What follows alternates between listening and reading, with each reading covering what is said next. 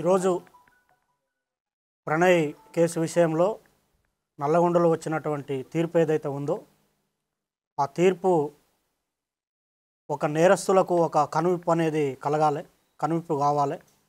ఎందుకంటే మా బాబు ప్రణయ్ హత్య జరిగినప్పుడు ఇదే చివరి హత్య జరగాలని చెప్పి జస్టిస్ ఫర్ ప్రణయ్ అని చెప్పి చాలా మేము పోరాటం చేశాము. కానీ ఆ హత్య తర్వాత కూడా చాలా హత్యలు జరగటం అనేది జరిగింది. కుల దురహంకార హత్యలు చేసే వాళ్లకు, తర్వాత కన్న కూతుర్లను చంపుకునే వాళ్లకు, కన్న కొడుకులను చంపుకునే వాళ్లకు, అవతలి వ్యక్తులను చంపే వాళ్లకు కులం పేరుతోని ఈ యొక్క తీర్పు అనేది కనువిప్పు కావాలని నేను కోరుకుంటున్నాను. వాస్తవంగా ఈ ఇన్సిడెంట్ తర్వాత మీ అందరికీ తెలుసు, చాలా లాస్ అయిపోయాం మేము. ఇప్పుడు మాకు కొడుకు లేకుండా పోయాడు, అమృతకి భర్త లేకుండా, తర్వాత నా మనవనికి తండ్రి లేకుండా పోయాడు. తర్వాత మారుతిరావు ఆయన అమృత ఫాదర్ ఆయన కూడా సూసైడ్ చేసుకున్నాడు. తర్వాత ఈ ఇందులో ఉన్నటువంటి 7 మందికి సుభాష్ శర్మకి ఉరిశిక్ష, తర్వాత మిగతా 7గురికి 6 మందికి జీవిత ఖైదు విధించడం అనేది జరిగింది. వారి కుటుంబాలు కూడా బాధపడుతూ ఉంటాయి. కాబట్టి ఎవరైతే ఈ సుపారీలు తీసుకొని హత్యలు చేసే వాళ్ళకి ఇది ఒక కనువిప్పు కావాలి. ఏదన్నా ఉంటే మాట్లాడుకోవటం కానివ్వండి, సమస్య పరిష్కారానికి సామరస్యంగా చేసుకోవాలి తప్ప మేనేజ్ చేయొచ్చులే, వాళ్ళకి అంతో ఇంతో డబ్బులు ఇవ్వచ్చులే, మేనేజ్ చేయొచ్చులే అని చెప్పి చంపడం అనేది కరెక్ట్ కాదు. ఈ కేసు విషయంలో మమ్మల్ని కూడా అనేక రకమైనటువంటి ప్రలోభాలు పెట్టినప్పటికి కూడా మేము ఎక్కడ లొంగకుండా న్యాయం జరగాలి, ఈ హత్యతోని మిగతా కుల హత్యలు ఆగిపోవాలని చెప్పి మేము పోరాటం అనేది చేయటం జరిగింది. 6.5 సంవత్సరాలు మేము ఎదురు చూసాము న్యాయం కోసం, మేము సాక్ష్యం చెప్పి. ఇందులో ముఖ్యమైనటువంటి పాత్ర పోషించినటువంటి అప్పటి డిఎస్పి శ్రీనివాస్ గారికి ప్రత్యేకమైన కృతజ్ఞతలు ఈ సందర్భంగా తెలియజేస్తూ ఉన్నాను.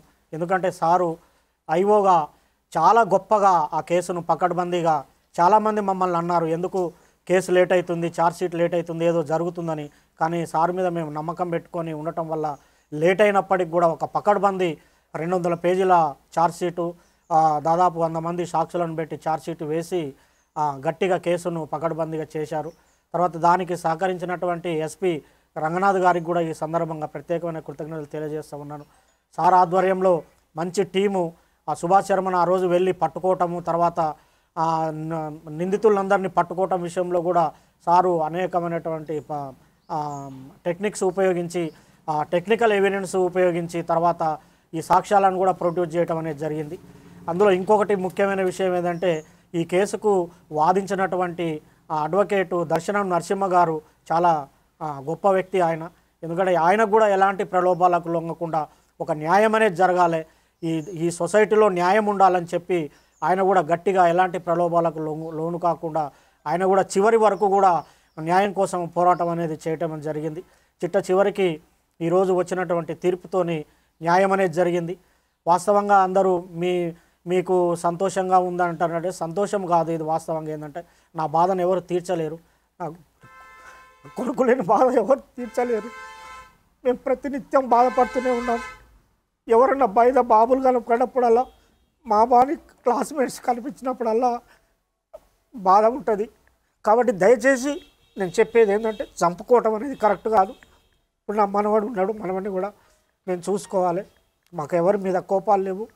మేము ఈ కేసు విషయంలో సాక్ష్యం చెప్పాము, మా బాధ్యత మేము నిర్వర్తించాం. కేవలం ఈ హత్యలు ఆగాలనే ఉద్దేశంతోనే చెప్పాము తప్ప వేరే మరొకటి కాదని ఈ సందర్భంగా నేను తెలియజేస్తున్నాను. న్యాయస్థానం కూడా కరెక్ట్ అయిన తీర్పిచ్చింది. ఈ సందర్భంగా చివరిగా నేను చెప్పేటి ఒకటే, న్యాయం అనేది ఉంటుంది. పోలీసులు కానివ్వండి, చట్టం కానివ్వండి, న్యాయమూర్తులు కానివ్వండి, న్యాయవాదులు కానివ్వండి ప్రలోభాలకు లొంగుకారు. ఈ దేశంలో, ఈ రాష్ట్రంలో, ఈ సమాజంలో న్యాయం అనేది ఉందని మరొకసారి రుజువందని తెలియజేసుకుంటూ సెలవు తీసుకుంటున్నాను.